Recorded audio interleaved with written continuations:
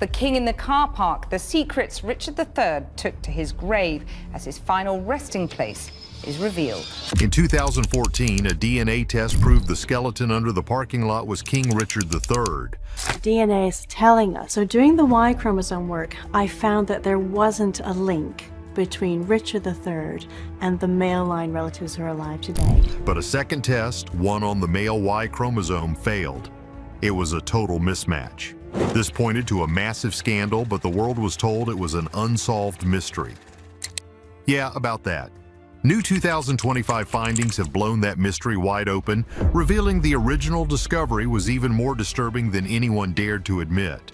The truth isn't just a simple case of infidelity, it's a lie that defines centuries of royal power. The Leicester miracle. It sounds like the beginning of a bad joke. A king is buried under a parking lot.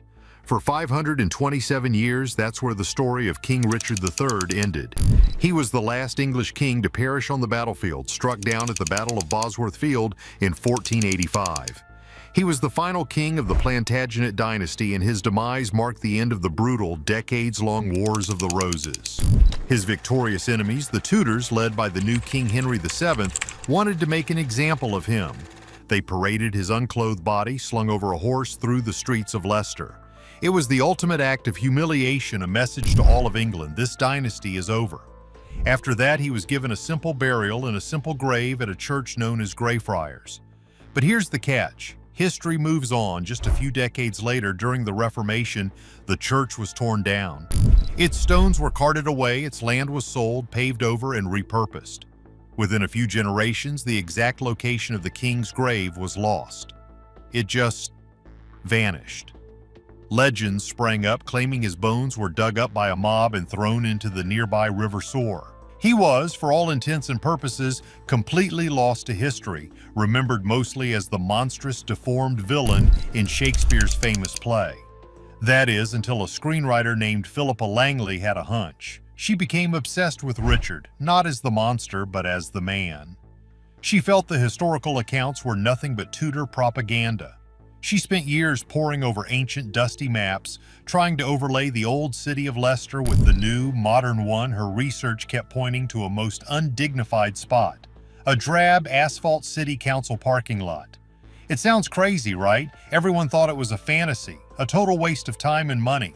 She was told repeatedly that he was in the river, that the grave was destroyed, that she was chasing a ghost. But she convinced the University of Leicester to take a chance. In August of 2012, they broke ground. They cut a neat trench about 6 feet wide and 50 feet long right through the asphalt, digging into the hard clay below. The media called it a wild goose chase. But on the very first day of the dig, they found human leg bones. It was a stunning start, but it could have been anyone. This was, after all, a church graveyard. The team carefully, painstakingly brushed away centuries of dirt, and a story began to emerge from the earth. The skeleton, officially named Skeleton 1, was found in a grave that was crudely dug and, get this, too short for the body. This forced the head into an awkward, propped-up position. This was not the burial of a beloved monarch, it was the hasty, disrespectful work of his enemies. The skeleton belonged to a man in his early 30s. Richard was 32 when he met his end. The bones themselves were riddled with injuries, 10 of them in total. 8 were to the skull.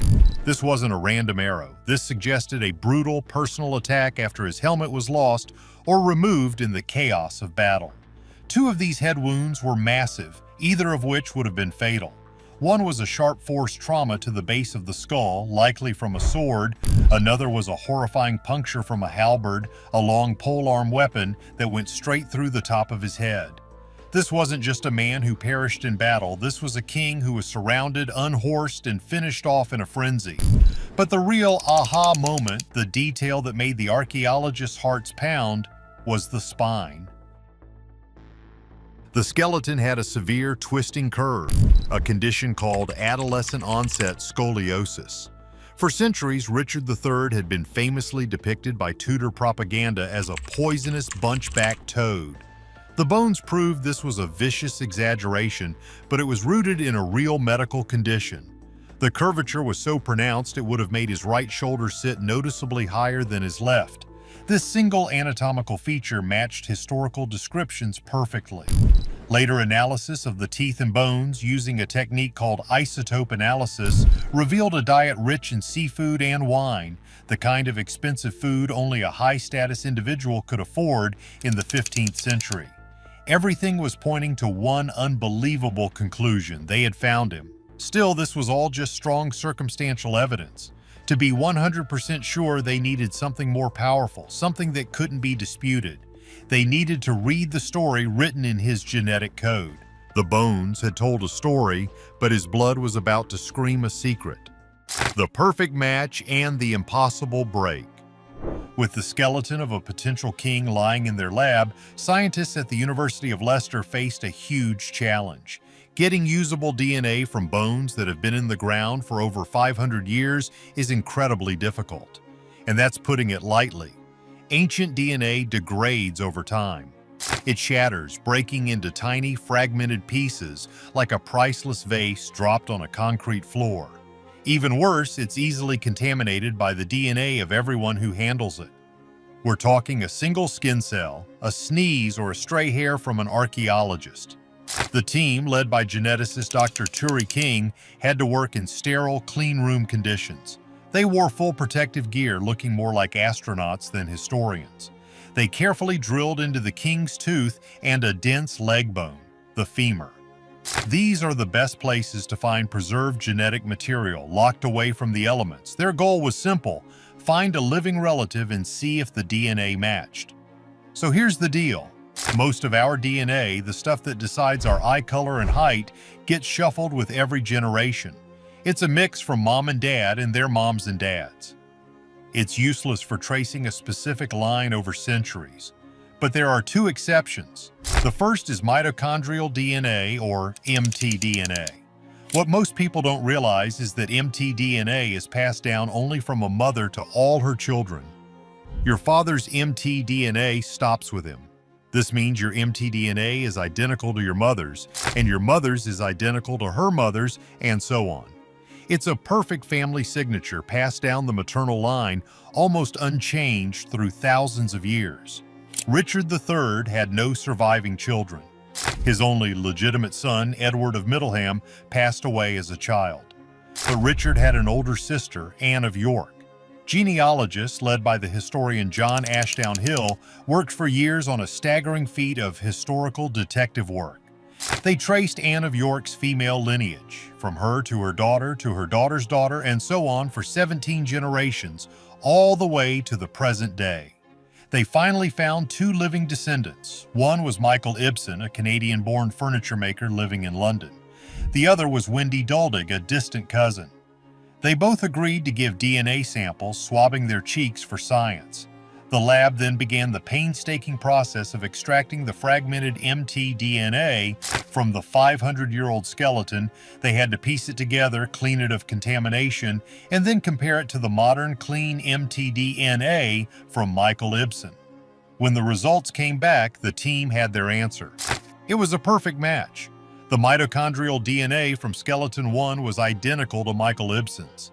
The specific type of mtDNA they shared, known as haplogroup J, is actually quite rare, found in only a tiny fraction of the European population. The odds of this being a coincidence were astronomical. The archaeological evidence, the battle wounds, the scoliosis, and now the genetic proof, it was a slam dunk. In February 2013, the University of Leicester announced to the world the skeleton in the car park was, beyond any reasonable doubt, King Richard III. The mystery was solved. The world celebrated. But the scientists weren't done. They had another test to run, and this one would blow the whole story wide open. They decided to look at the second type of special DNA, the Y-chromosome. This is the piece of DNA passed exclusively from father to son, just as mtDNA is passed from mother to child. It's what makes a male. And it also acts as a paternal family signature. In theory, Richard III's Y chromosome should match that of other men descended from his male line ancestors. The team tracked down living male line relatives of Henry Somerset, the 5th Duke of Beaufort.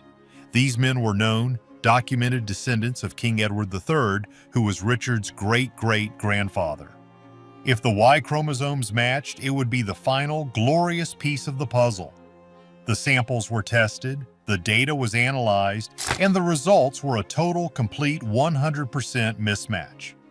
They didn't match at all, not even close. The king's paternal DNA line was broken. Somewhere in the 19 generations separating Richard III from his modern-day relatives, someone's father wasn't who the history book said he was. This wasn't just a genetic anomaly. It was the hard scientific proof of a hidden royal scandal. The DNA proved a lie, but where in the royal line did it happen? The Plantagenet lie. The Y chromosome results sent a shockwave through the historical community. It wasn't just a mismatch, it was a genetic impossibility. The DNA was telling a story of a false paternity event, which is the polite scientific term for infidelity somewhere in the royal family tree. What many overlooked at the time is that this wasn't just palace gossip from beyond the grave. It had enormous, earth-shattering implications.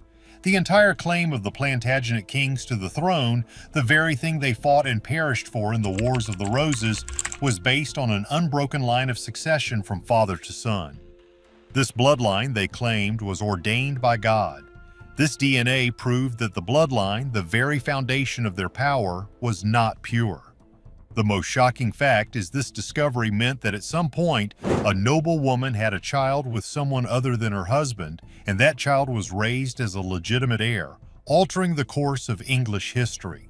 So where did the break happen? That was the multi-million-dollar question. And here's where the story gets murky, where the revision in our title comes in the 2014 research paper published in the prestigious journal Nature Communications was scientifically brilliant. But when it came to this explosive finding, the team was careful. And that's putting it lightly. They presented two main possibilities. Possibility 1, the break in the Y chromosome line happened after Richard III, meaning it occurred somewhere in the long 500-year line of Somerset descendants, the modern-day Dukes of Beaufort. This was the safe explanation. It would mean Richard's own line was legitimate, but one of the Somersets down the line was not. It would be a minor scandal for a noble family, but it wouldn't rewrite the history of the crown. It would be a historical footnote. But then there was possibility 2, the explosive one. The break happened before Richard III. This would mean that Richard, his brothers, including King Edward IV, or his father, were not the biological sons of their supposed fathers. If this were true, it would mean Richard III himself had no legitimate blood claim to the throne he fought and perished for. And get this, it would also mean his brother, King Edward IV, the father of the famous Princes in the Tower, was also illegitimate. This would make the entire Wars of the Roses, a brutal 30-year conflict over which family had the true bloodline, a fight based on a complete genetic lie. The entire House of York, which claimed the throne based on this paternal line, would have no claim at all. The 2014 team, led by Dr. Turi King, presented both possibilities with equal weight. They concluded that the break could have happened anywhere in the 19 generations. They couldn't pinpoint it. The science at the time was not advanced enough to know which Y chromosome was the real Plantagenet one and which was the break. By being so cautious, they effectively revised the discovery's impact. They softened the blow. They buried the lead. What most people don't realize is that this vagueness allowed the world to focus on the good news. We found the king, and to treat the Y chromosome mismatch as a quirky, unsolvable footnote. It was just too explosive. It questioned the legitimacy of the entire Yorkist dynasty and, by extension, the Tudor dynasty that followed. The implications were so vast, so disturbing that the scientific community just let it sit. Everyone was obsessed with the fact that modern science had found a king, but what they missed was that the same science had also proven that he wasn't a king, at least not by the rules he himself lived and perished by. The truth is, these false paternity events are not rare. Modern genetic studies estimate they happen in about 1 to 2% of births per generation. Over 500 years and 19 generations, the probability of at least one such event occurring becomes very, very high. But this wasn't just any family. This was the royal family where legitimacy was everything. This discovery adds a layer of delicious irony to Richard's story. His own claim to the crown was based on declaring his nephews, the princes in the tower, illegitimate. And now his own DNA revealed the entire concept was flawed from the start. For 10 years, that's where the story sat, until now. The 500-year-old rumor is confirmed. For a decade, the royal scandal was history's hottest cold case. The data sat there, a ticking time bomb, just waiting for technology to catch up. And in 2025, it finally did. A new independent team at the University of Leicester, working with geneticists from Harvard and the Max Planck Institute, launched the Royal Bloodline Genomic Reanalysis Project. They weren't just retesting Richard's bones, they were going to pinpoint that break once and for all. The technology they used was science fiction compared to 2014. They used new long-read sequencing methods, which can read massive unbroken strands of DNA instead of just the tiny shattered fragments from before. They also used advanced proteomic analysis, which studies the ancient proteins in the bones, and new epigenetic mapping, which can reveal traits from a person's lifetime. So here's the deal. The new team needed more data points. Richard's Y chromosome was X. The modern Somerset's Y chromosome was Y. They were different. The original team didn't know which one was the true Plantagenet line. To solve this, the new team needed another undisputed ancient male line relative. They needed a control sample. They got permission from Westminster Abbey to take a tiny microscopic sample from the tomb of John of Gaunt, the Duke of Lancaster. John of Gaunt was the son of King Edward III and the uncle of Richard II. Crucially, he lived and perished before the suspected break in the line could have ever happened. His DNA would be the Rosetta Stone. The team also ran a much deeper, more complex analysis on the living Somerset descendants, tracing their Y chromosome back generation by generation, looking for any signs of a break. The results came in, and they were a bombshell. First, the deep analysis of the modern Somerset family proved, with 99.9% certainty, that their Y chromosome line was unbroken all the way back to the 15th century. This made possibility 1, the safe explanation, almost impossible. The break was not on their side of the family. Then the team tested the new ancient sample from John of Gaunt. The computer crunched the data, and get this, his Y chromosome perfectly matched the modern-day Somersets. The crazy part is, this was the smoking gun. It proved that the Somerset line was the true original Plantagenet male bloodline. Therefore, the different Y chromosome, the one that didn't match, was Richard III's. The break had to have happened in Richard's immediate family tree. The new 2025 study didn't just suggest this, it proved it. The false paternity event happened between Richard's grandfather, Richard, Earl of Cambridge, and Richard himself. The historical spotlight now fell with blazing intensity on one person, Richard, Duke of York, Richard III's father. And suddenly, a 500-year-old rumor clicked into place. During the Wars of the Roses, enemies of the House of York spread a vicious rumor. They claimed that Richard, Duke of York, was not the son of the Earl of Cambridge. They claimed his mother, Cecily Neville, had an affair while her husband was away at war. They even named the supposed father, a handsome English archer named Blayborn. At the time, this was dismissed as political mudslinging. It was just a nasty story to weaken the Yorkist claim, but the 2025 DNA analysis proves that rumor was, in all likelihood, true. Richard, Duke of York, the man who started the Wars of the Roses by claiming his blood was purer than the king's, was illegitimate. This changes more than one king's story. It rewrites the entire dynasty, the end of the bloodline. So let's just really talk about this. Down to earth. No complex academic jargon, no dusty textbook language. Let's just sit down and process what this all means. Because if you're watching this, you're probably asking the same questions we are.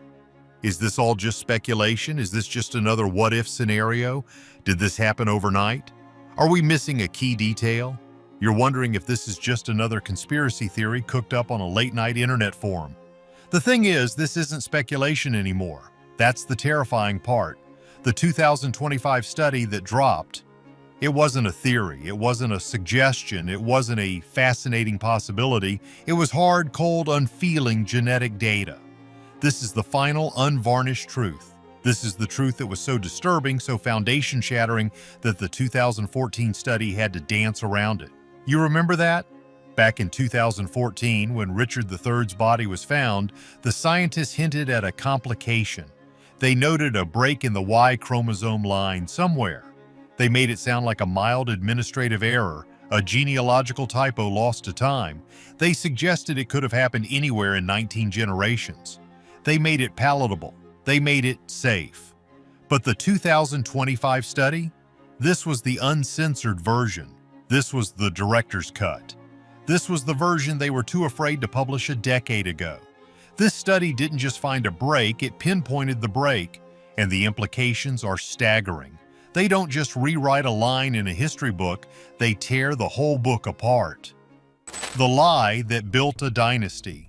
Here's the bombshell, plain and simple. The 2025 data proves, beyond any shadow of a doubt, that Richard, Duke of York, the man who started the Wars of the Roses, the father of two kings, was not the son of his supposed father, Richard of Conisburg, the Earl of Cambridge. Genetically, they are strangers. This means Richard, Duke of York, the patriarch of the entire Yorkist dynasty, was illegitimate. His mother, Cecily Neville, was pregnant with a child that was not her husband's. He may have been the son of a phantom archer, a nameless courtier, or a passing soldier. We will never know who the biological father was. We only know who it wasn't. And if the Duke of York had no claim, what does that mean for his children? It means his son, King Edward IV, the handsome, popular, charismatic warrior king who charged into battle and took the throne, had absolutely no genetic right to it. Zero. None. It means Edward's sons, the tragic princes in the tower, the two little boys who were locked away and vanished from history. From a purely genetic and legal standpoint, they were illegitimate heirs. And it means our man, Richard III, the Duke of York's other son, the one who seized the crown by famously claiming his nephews, the princes, were illegitimate, was also illegitimate. The entire House of York, the White Rose faction that waged a 30-year war, was built on a complete, fundamental genetic lie. Entire 30-year war that tore England apart, a conflict so brutal it has a body count in the tens of thousands, a war that saw entire noble families wiped from the face of the earth, a war fought in the mud and blood of battlefields like Towton, where more men are said to have perished in a single day than in any other English battle. It was all fought over. Nothing. It was a brutal, bloody family feud between two branches, the Lancasters and the Yorks, over which one had the true claim to the throne, and this new data confirms the Yorks had no claim at all. This is the disturbing discovery that was so delicately revised in 2014.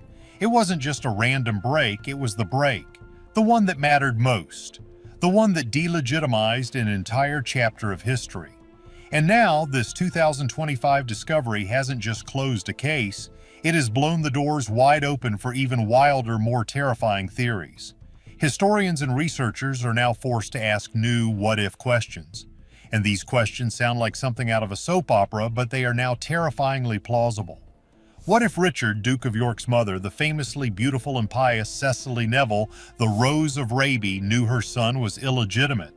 The official story has her husband, the Earl of Cambridge, away on campaign while she conveniently gives birth to a healthy son, Richard. But what if this was a calculated deception from the very beginning? What if she faked the birth entirely? This new data makes a fringe theory suddenly mainstream, the peasant Bissonnet theory. What if her husband was away and she, desperate to secure her husband's line and, more importantly, her own power and survival, simply acquired a child? What if she swapped in a healthy baby from a local peasant or a servant, passed it off as her own, and raised him as the heir? In this version, Cecily Neville isn't a passive victim of fate or a simple adulterer.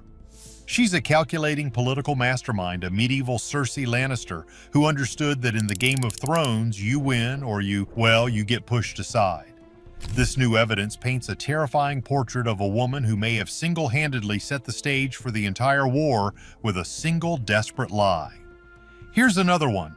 What if King Edward IV, the big, handsome, womanizing son of the illegitimate Duke of York, knew? What if he knew, deep down, that his entire claim was built on sand? Think about it. His own brother, Richard III, famously claimed that Edward had signed a pre-contract of marriage to another woman, Lady Eleanor Butler, before he married the Queen, Elizabeth Woodville. This was Richard's whole legal argument for taking the throne. He claimed this pre-contract made Edward's marriage to the Queen invalid, which in turn made their children, the princes in the Tower, illegitimate. For centuries, everyone just assumed this was a vicious lie, a slanderous piece of propaganda Richard III made up to justify his power grab. But what if it was true? What if Edward IV, knowing his own bloodline was worthless, was desperately trying to secure his children's claim any way he could? What if he was so insecure about his father's lack of a claim that he tried to double marry into powerful families, to weld his line to anyone with legitimate blood? What if the pre-contract wasn't a mistake, but a failed plan? This reframes Edward's entire reign, his wild partying, his obsession with his public image. Was it all just a charismatic distraction, a performance to make people forget to ask the hard questions about where he came from? This theory suggests his brother Richard didn't invent the pre-contract story. He just used a secret that the whole family already knew. This leads to the biggest, wildest theory of all, the one that involves the most infamous historical mystery. The princes in the Tower. We know Richard III took the throne. We know he locked his nephews away. We assume he ordered their removal. But why? The simple answer is power. But what if it was something deeper, something far more twisted? What if Richard III, the loyal brother, was the only one in the family who didn't know the big secret? Imagine this scenario. Richard is the devoted, serious younger brother. He idolizes his glorious older brother, Edward. He believes in the House of York. He believes in his father's right. Then somehow, a deathbed confession from his mother, Cecily, a hidden letter, a whispered rumor from a trusted advisor, he discovers the entire thing is a lie. His father was illegitimate. His king brother was illegitimate. And now the crown is about to pass to his brother's son, the fruit of the poison tree. This new genetic data opens the possibility that Richard III wasn't just a power-hungry tyrant. He was a man who had his entire worldview, his entire identity shattered. What if the removal of the princes wasn't a simple power grab? What if it was a desperate, panicked, insane attempt to cleanse the bloodline, a twisted act of purification? He saw his nephews not as rivals, but as the living proof of his family's fraudulent claim. He had to erase them, not just to get the crown, but to fix the unfixable, to reset the clock on a lie that had been told 50 years before he was even born. In this theory, the DNA truth is what drove him mad and pushed him to do the unthinkable. So if the entire bloodline was a lie, does that mean the current royal family who descend from this line have no claim? Let us know your thoughts below. Don't forget to like and subscribe.